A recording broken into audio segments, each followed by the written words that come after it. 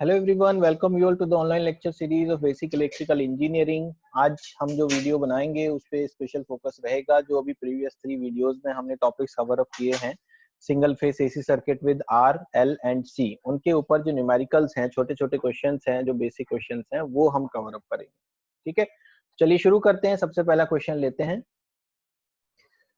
So this is the question. An AC circuit consists of a pure resistance of 10 ohm and is connected across an AC supply of 230 volt 50 hertz. We have to calculate, number 1 is current, number 2 is power consumed, number 3 is equation for voltage and current. ठीक है, ये question आपको दिया गया है। सबसे पहले हम इसका सर्किट बना लेंगे। सर्किट बनाना हमेशा अच्छा रहता है किसी भी क्वेश्चन के लिए, उससे हमें एक थोड़ी सी क्लैरिटी आ जाती है कि क्या है। तो हमारे पास एक एसी वोल्टेज सोर्स है और उसके साथ लगा हुआ है एक प्योर रेजिस्टेंस। ठीक है, ये हमारे पास क्वेश्चन है। रेजिस्टेंस का वैल्यू दे रखा है 10 ओम, वोल्टेज दे रखा है 230 वोल्ट 50 हर्ट्ज। ठीक है, इस सर्किट में से करंट जाएगा आई, राइट। तो सबसे पहले देख लेते हैं कि हमें क्या क्या दे रखा है। गिवन क्वांटिटीज क्या क्या है हमारी, यहाँ पर ये देखेंगे। जब भी किसी एसी सर्किट के क्वेश्चन में आपको वोल्टेज या करंट दिया गया हो और उसके साथ कोई भी ऐसी टर्म यूज ना की गई हो जिसमें RMS value, average value, maximum value, instantaneous value, इस तरह का कुछ भी मेंशन ना हो, तो आपको उसको आरएमएस वैल्यू कंसीडर करना है। तो यहाँ पर जो 230 वोल्ट दे रखी है, ये 230 वोल्ट आपका कौन सा वैल्यू है? आरएमएस वैल्यू है। तो कैपिटल वी आपको दे रखा है 230 वोल्ट। ये चीज हमेशा ध्यान रखनी है कि जब भी किसी क्वेश्चन में इस तरह से करंट या वोल्टेज लिखा हुआ हो और कोई भी स्पेसिफिक वर्ड स्पेसिफाई ना किया गया हो, तो you have to take it as RMS value. Also frequency of the voltage is given as 50 hertz. ठीक है, ये दो चीजें हमें पता है। तीसरी चीज हमें पता है रेजिस्टेंस जो है वो 10 ओम है। ठीक है, ये इतनी चीजें हमें पता चल गई हैं। उसके बाद आपको क्या निकालना है? सबसे पहले आपको निकालना है करंट। तो करंट का सिंपल सा फॉर्मूला होता है, अगर कैपिटल आई हमें निकालना है, कैपिटल आई का मतलब है RMS value of current.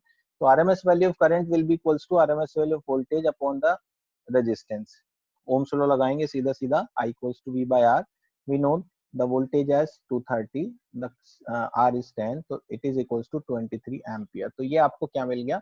RMS value of the current मिल गया है। दूसरी चीज आपसे पूछी जा रही है पावर कंज्यूम्ड। ठीक है, तो पावर कंज्यूम्ड क्या होता है रेजिस्टेंस के केस में?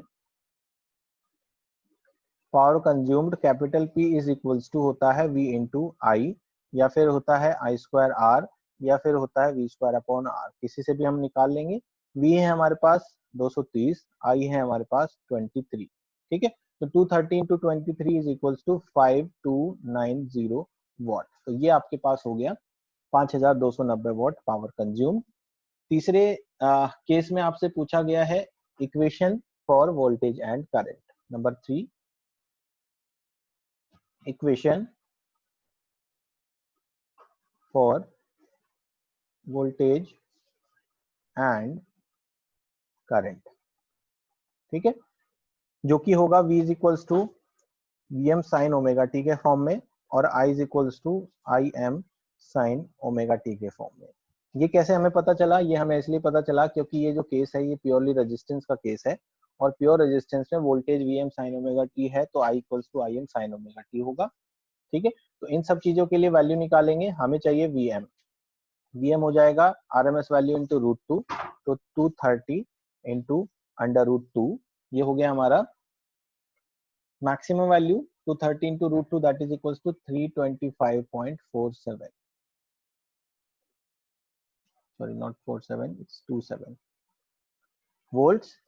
Similarly maximum current I will be equals to हो जाएगा हमारा 23 into under √2, that will give you 32.52 ampere. Also हमें चाहिए ओमेगा।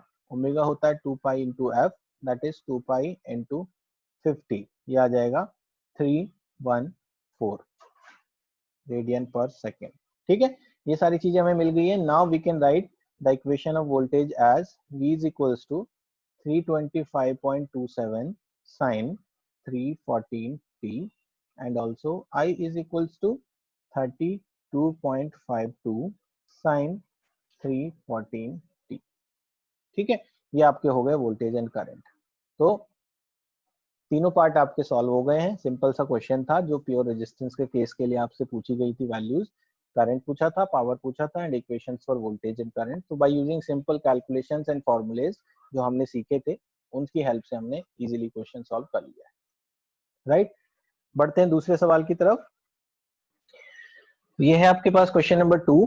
इसमें कहा गया है कि the element of 500 what electric press is design for use on 200 volt 50 hertz supply. What value of resistance is needed to be connected in series in order that press can be operated at 230 volt AC supply? Question का क्या मतलब है? Question का मतलब ये है कि एक इलेक्ट्रिक प्रेस है जिसका एलिमेंट का जो रेटिंग, पावर रेटिंग दे रखा है वो है 500 वॉट, यानी कि पावर आपको दे रखा है 500 वॉट, ठीक है।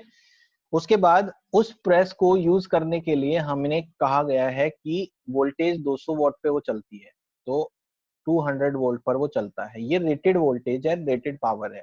ध्यान रखिए कि जब भी हम रेटेड क्वांटिटीज की बात करते हैं तो उसका मतलब है कि इनसे ज्यादा हम नहीं दे सकते उस पर्टिकुलर इक्विपमेंट को। जैसे यहाँ एलिमेंट की बात हो रही है तो एलिमेंट जो मैक्सिमम पावर लेगा वो 500 वॉट से ज्यादा नहीं लेगा, और पावर का मतलब होता है V इंटू आई। इसका मतलब क्या हुआ? इसका मतलब ये हुआ कि वोल्टेज और करंट कितनी भी वैल्यू के हों उनका जो मल्टीप्लीकेशन है वो 500 वॉट से ज्यादा का नहीं होना चाहिए। अगर ज्यादा हुआ तो आपका जो एलिमेंट है वो खराब हो जाएगा। दूसरी चीज आपको कही है कि जो एलिमेंट है वो वोल्टेज के लिए भी डिजाइंड है, यानी कि मैक्सिमम 200 वोल्ट ले सकता है। और अगर वोल्टेज और पावर दोनों ही फिक्स्ड हैं तो करंट मैक्सिमम कितना लेगा? वो लेगा P अपॉन V, यानी कि 500 upon 200 volt, that is equals to 2.5 ampere. इससे ज्यादा तो वो करंट नहीं लेगा, राइट। तो आपके एलिमेंट की पावर फिक्स्ड है 500 वॉट, वोल्टेज फिक्स्ड है 200 वोल्ट, और करंट भी फिक्स्ड हो गया, वो है 2.5 एम्पियर। उसके बाद ये कहा गया है कि इस एलिमेंट के साथ सीरीज में हम एक रेजिस्टेंस लगा के उस एलिमेंट को 230 वोल्ट एसी सप्लाई से चलाना चाहते हैं, यानी कि एक सर्किट बना के देखते हैं। ये है हमारे पास अप्लाइड वोल्टेज 230 वोल्ट, ठीक है। उसके बाद यहाँ पर है वो रेजिस्टेंस जिसको आप कनेक्ट करना चाहते हैं, और यहाँ पर है वो एलिमेंट जो आपको दे रखा है, दिस इज एलिमेंट, राइट। ये है आपके पास एलिमेंट, ठीक है। हमने उसको एज ए रेजिस्टेंस माना है। क्यों एज ए रेजिस्टेंस माना है? क्योंकि पावर कंजम्पशन सिर्फ रेजिस्टेंस में ही पॉसिबल है। That is why we are saying कि जो 500 वोट कंज्यूम करेगा वो क्या होगा? वो एक रेजिस्टेंस ही होगा। नाउ अब इस सर्किट में 250 वोल्ट 50 हर्ट्ज हमें अप्लाई करना है। आपको कहा है कि जो रेजिस्टेंस ये एलिमेंट जो है वो काम करता है 200 वोल्ट्स पे, ये काम करता है 200 वोल्ट्स पे, यानी कि ये जो वोल्टेज दे रखा है ये दे रखा है 200 वोल्ट्स, राइट। तो यहाँ पर आपको क्या दिखाई दे रहा है? आपके पास एक तो ये तरीका है कि जो टोटल अप्लाइड वोल्टेज है वो है 230 वोल्ट आरएमएस। यहाँ पर आपके पास एक वोल्टेज है 200 वोल्ट, ये आपको अननोन वोल्टेज है VR, ये आपको कैलकुलेट करनी है। तो इसको कैलकुलेट करने के लिए सिंपली आपके पास एक फॉर्मूला हो जाएगा यहाँ पर, as per the KVL VR is equal to 230 minus 200, that is equal to 30 volt. तो यहाँ से आपको सीधे सीधे VR का वैल्यू 30 वोल्ट मिल जाएगा। दूसरी चीज आपको पता है कि इस पूरा एक जो सर्किट है ये एक सीरीज सर्किट है, और इस सीरीज सर्किट में से जो करंट जा रहा है वो है 2.5 एम्पियर, ठीक है। ये दो चीजें आपको पता चल गई हैं। अब जब 2.5 एम्पियर हमें पता है और हमें ये भी पता है कि वोल्टेज अक्रॉस रेजिस्टेंस कितना है, तो हम आसानी से अननोन रेजिस्टेंस का वैल्यू निकाल सकते हैं। तो unknown resistance R is equals to voltage across the resistance, that is VR, upon the current flowing through this resistance, that is I. So 30 volts upon 2.5 is equals to 12 ohm. So 12 ohm resistance को हम लगा के इस particular element को चला सकते हैं, ठीक है। ये इसका पूरा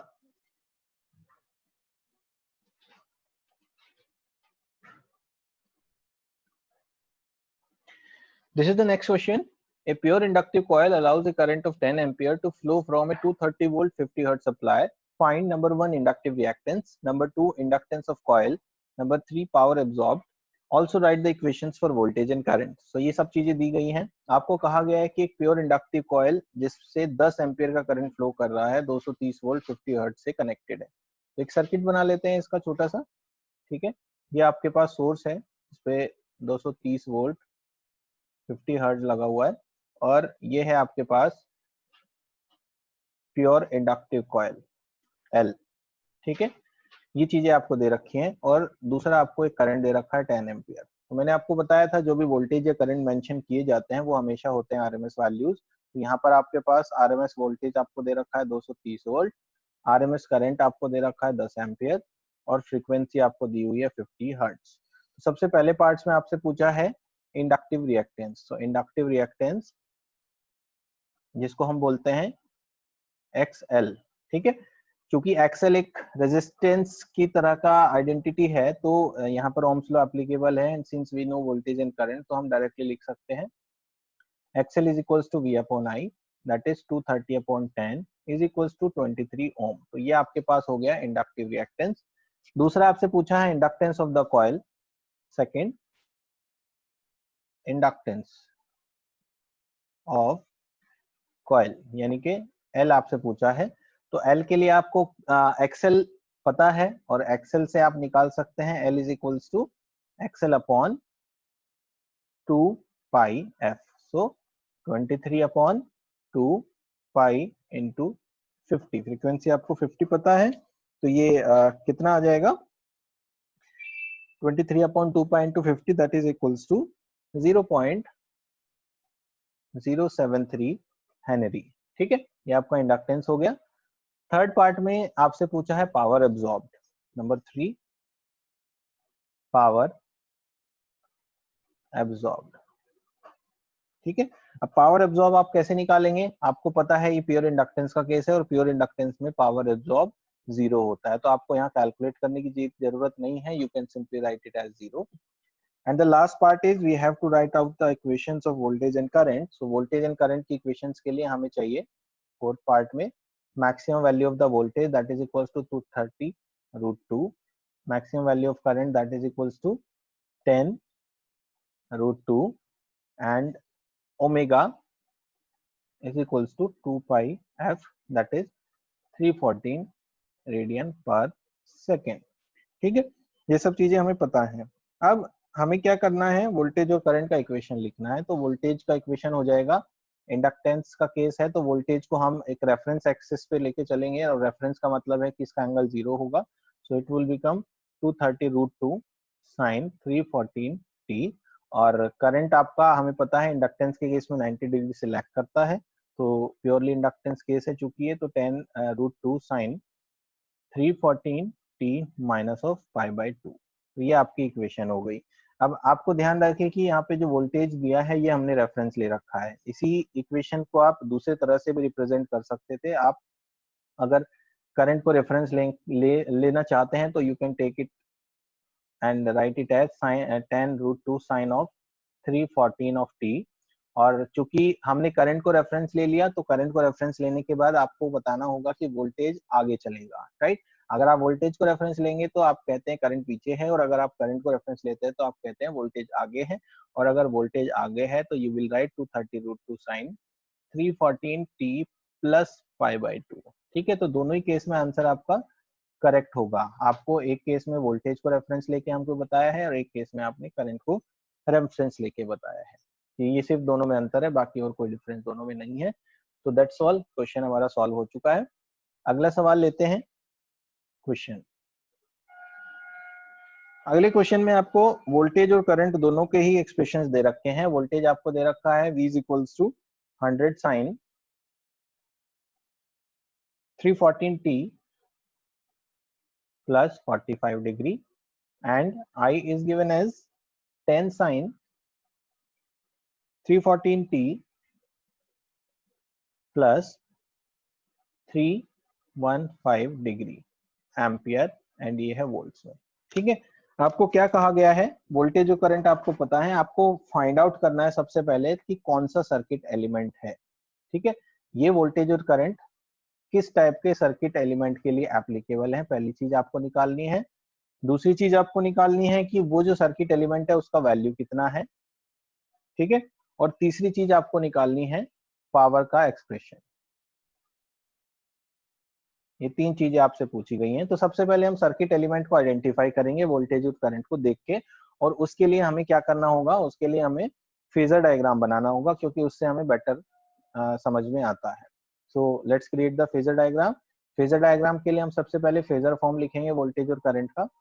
phasor form is equals to V bar है हमारे पास 100/√2 एंगल ऑफ 45 डिग्री, और आई बार है हमारे पास 10/√2 एंगल ऑफ 315 डिग्री। ठीक है, अब अगर आप फेजर डायग्राम बनाना चाहते हैं तो फेजर डायग्राम में सबसे पहले एक एक्सिस बना लेंगे।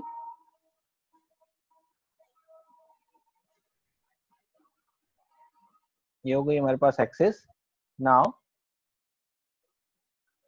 We bar 100/√2 angle of 45, angle 45 यहाँ कहीं होगा एकदम बीचों बीच। ये हो गया हमारा वी बार और ये है 45 डिग्री। दूसरा है आई बार इज 10/√2 एंगल 315। तो 315 कहाँ मेजर होगा, तो ये 90 हो गया, ये 180 हो गया, ये 270 हो गया, ये 360। तो 360 और 270 के बीच में आएगा। 270 प्लस 45 इज 315, सो ये भी एग्जैक्टली सेंटर में ही होगा। ये हो गया आई बार। ठीक है, आप देखते हैं ये वाला एंगल भी 45 ही बचा यहाँ पे। तो ये 45 है, ये 45 है, तो दोनों को आप देख के ये कह सकते हैं कि वोल्टेज और करंट के बीच में 90 डिग्री का एंगल है। और दोनों में अगर 90 डिग्री का एंगल है और साथ ही साथ वोल्टेज आगे है करंट पीछे है, तो वोल्टेज आगे है करंट पीछे है, तो इसका मतलब क्या हुआ, हम लिखेंगे from the phasor diagram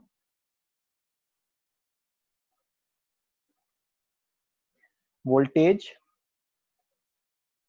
is ahead of current by 90 degree. ठीक है, और अगर वोल्टेज आगे है करंट पीछे है तो कौन सा केस हुआ, so the circuit element is inductive. ठीक है, उसी में हमारा करंट पीछे चलता है, वोल्टेज आगे चलता है और 90 डिग्री से होता है, तो वही चीज हमें यहाँ पर फुलफिल होती हुई दिखाई दे रही है। तो हमें यहाँ से क्लियर हो गया कि ये इंडक्टेंस है। अब दूसरे केस में हमसे पूछा है उसका वैल्यू निकालो। तो सेकंड केस है, हम निकालेंगे इंडक्टिव रिएक्टेंस की वैल्यू। Inductive reactance XL is equal to होगा V upon I, RMS value of V upon RMS value of I. आप Vm अपॉन Im भी कर सकते हैं क्योंकि √2 तो कैंसिल हो जाएगा, दोनों सेम ही चीज है। तो लिखेंगे 100/10 that is equals to 10 ohm, and from here L is equals to XL upon 2 pi f। यहाँ से आपको इंडक्टेंस का वैल्यू मिल जाएगा XL upon 2 pi f। XL है हमारे पास 10, F है हमारे पास 50। ओके, सो ओमेगा हमें ऑलरेडी पता है 314 है, तो 2 पाई एफ इज इक्वल्स टू 314 है हमारे पास, तो हमें जरूरत नहीं है कैलकुलेट करने की।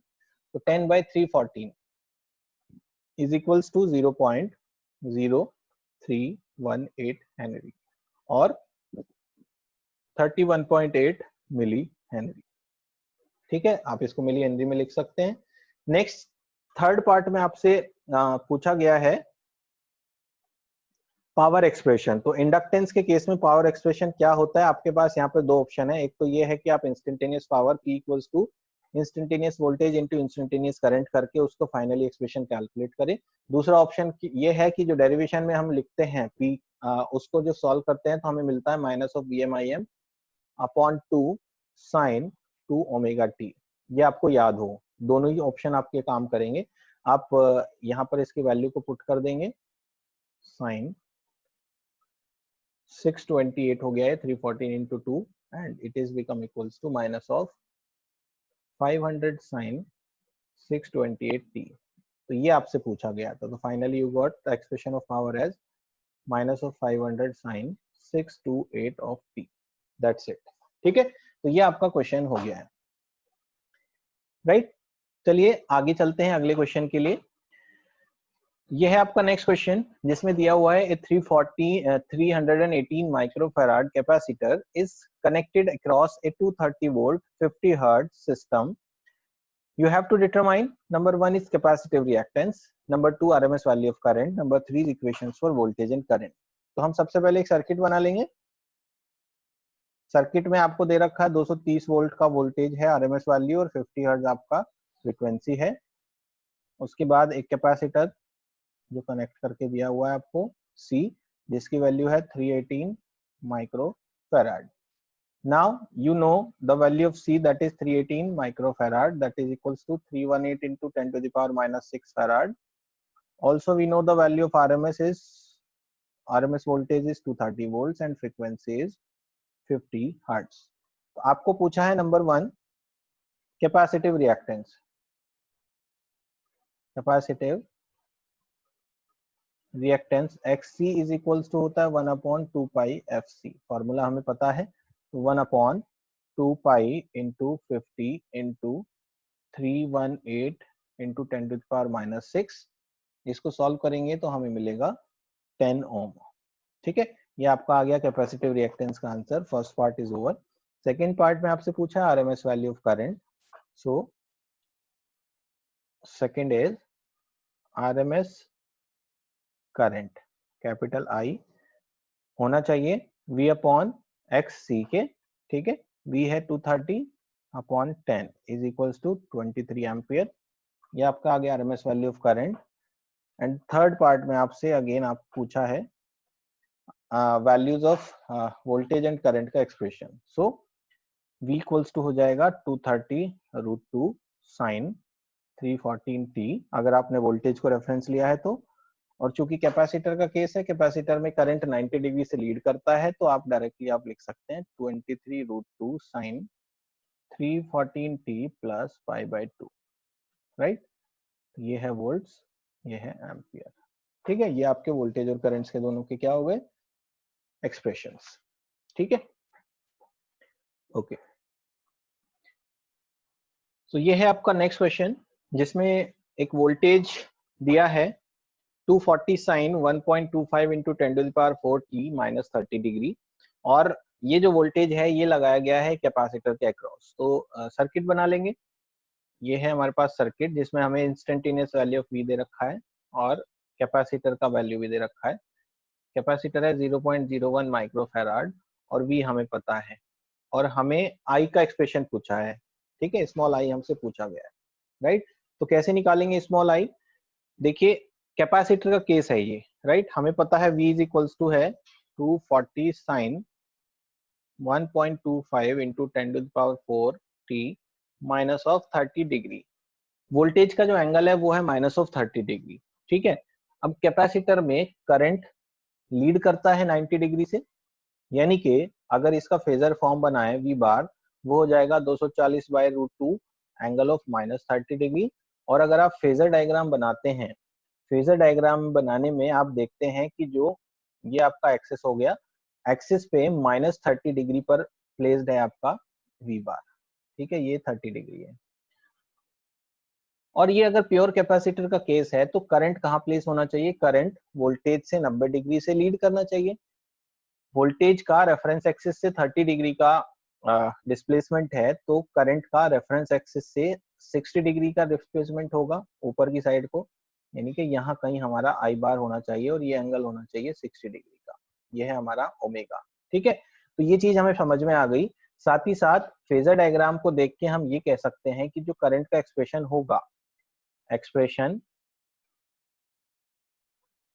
For current I must be equals to कितना होगा? Maximum value of current sine omega का वैल्यू यहाँ पर दे रखा है 1.25 into 10 to the power 4t. Angle कितना आएगा? रेफरेंस एक्सिस से आप उसको मेजर करेंगे तो एंगल आएगा प्लस का 60 डिग्री, तो it should be equals two plus 60 degree. अब हमारा जो काम है वो ये है कि हमें फाइंड आउट करना है IM का वैल्यू, वेयर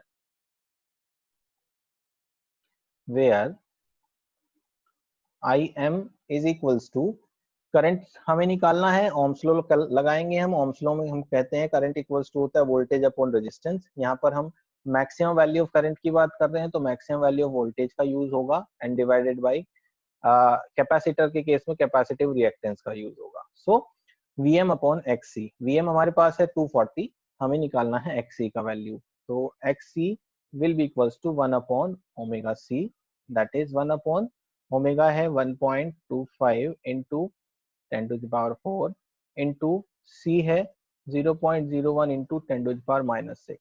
इसको आप सॉल्व करेंगे. सॉल्व करने के बाद हमारे पास ये आएगा 0.03 सॉरी नॉट 0.03 ये आएगा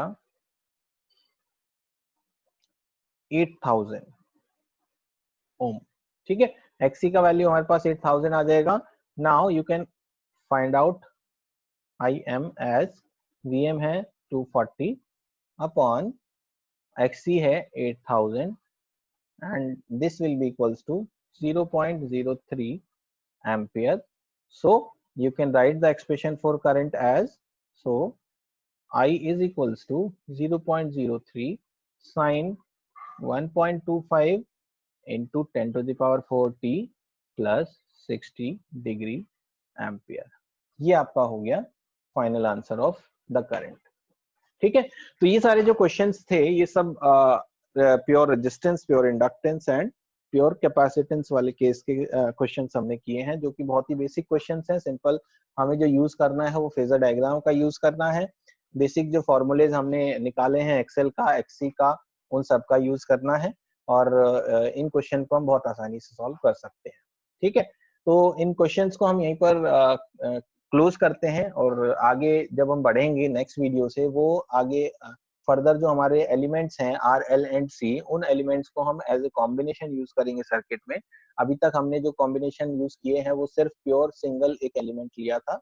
अब उसके बाद हम दो दो एलिमेंट का कॉम्बिनेशन और तीनों एलिमेंट का कॉम्बिनेशन लेते हुए आगे प्रोसीड करेंगे। राइट, तो टिल देन आप इन सभी टॉपिक को पढ़िए, न्यूमेरिकल्स को समझिए, right, and wait for the next videos.